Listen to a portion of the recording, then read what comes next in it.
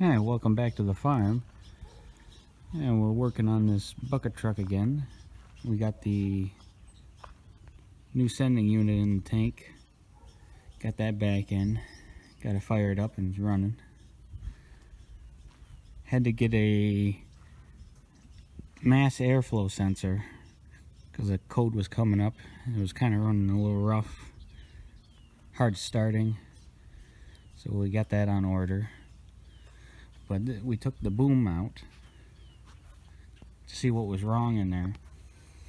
And all this flex chain was all jammed up inside the boom way up in there. And as you can see here, it's been chewed, and it looks like there's a nest up in there. So I think it was a squirrel chewed a link and then it broke. As you can see there, yeah, they chewed that right off there. It broke and then it just jammed up the rest of it. Broke a couple of more chains. And I found another chain on eBay, pretty close to this, same number, except the these little stops right here are a little taller. So that means that they won't bend as much as these ones will. So we'll have to grind off the these little tabs a little bit on the new chain. I'm just going to use pieces out of it, not the whole new chain. And then I've got to rewire all the wires. Solder them together with some shrink tubing. 19 wires there for the controls in the bucket. And I think these 3 are for the starting the van engine when you're in the bucket, so it can charge the battery, because there are 2 alternators on the engine, one for the truck battery, one for the big deep cell battery for running the boom. A couple of wear pads, one on the top and one on the bottom, about a 1/4 inch thick plastic, and then the top one was worn out and the bottom one was too. So we got a new big piece of HDPE, high density polyethylene plastic, that we cut and drilled some holes, countersunk them, so that they sit below the plastic.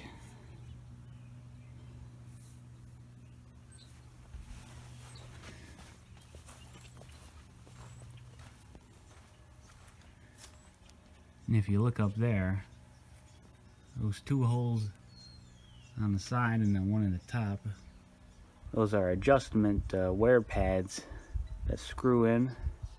They're made out of plastic. And we had to take those 2 out and the top one out there in order for the boom to come out, because there's another plastic wear pad that just sits in the bottom. So you got to come up and over that to get it out. I'm making up a couple of new ones for that too on the lathe. What we did, we just hooked onto this with the front end loader and gently pulled it out. You can see there the new wear pads that we got, 1/4 inch thick. And this is one of the old plugs. What they had was a little set screw in the side, so you couldn't turn it. Plus these ones were all rusted in there. Even with the set screw out, you still couldn't turn it. It's got 2 holes. You put a spanner wrench in to tighten it and adjust it. I was doing some practicing, making the threads. It's about a 1 15/16, 1 7/8 outside diameter of the original one. So that's what I'm going by. And we got a big piece of 2.5 inch. I'll have to turn it down. And they're 1.5 inches long. This is a 12-inch piece. So I have to cut sections off it. And then cut the threads. So we'll see how that goes. In the outer boom on the bucket truck here, as you see there, we have the boom supported with the tractor, and we're gently moving the truck back and letting it slide in.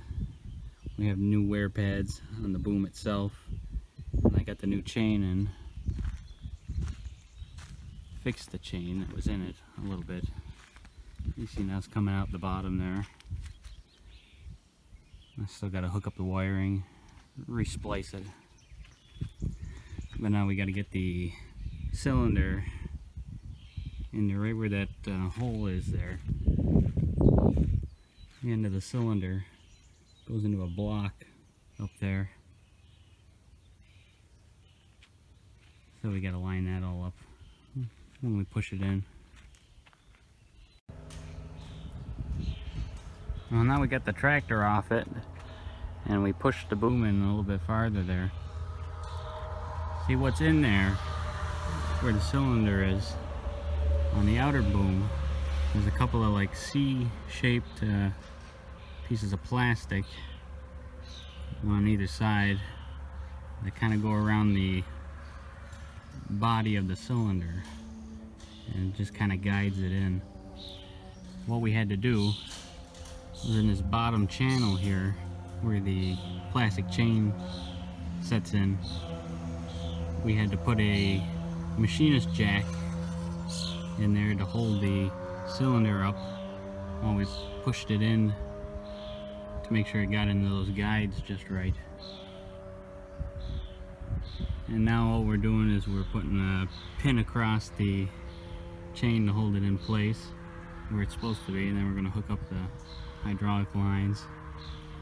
Then we're going to retract the cylinder back in all the way and push this in so that that access hole is as close as it can be,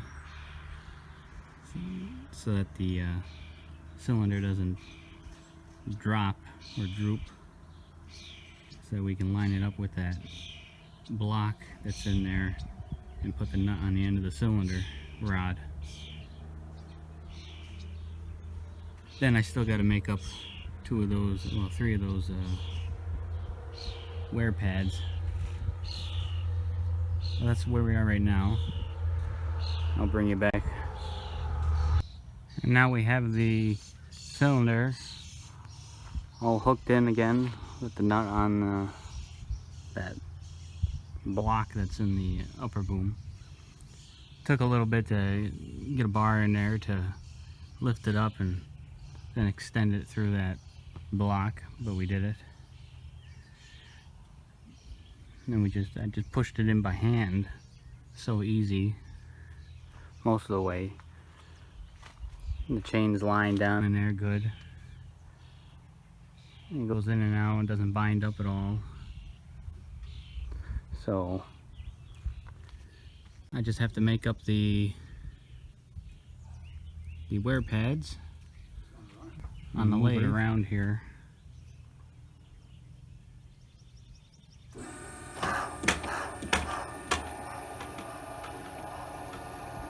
Works pretty good.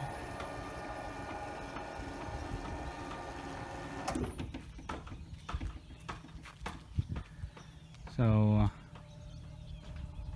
I'll bring you back when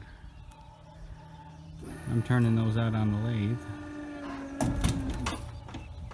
So I'll bring you back when I'm working on getting those threads cut on those wear pads.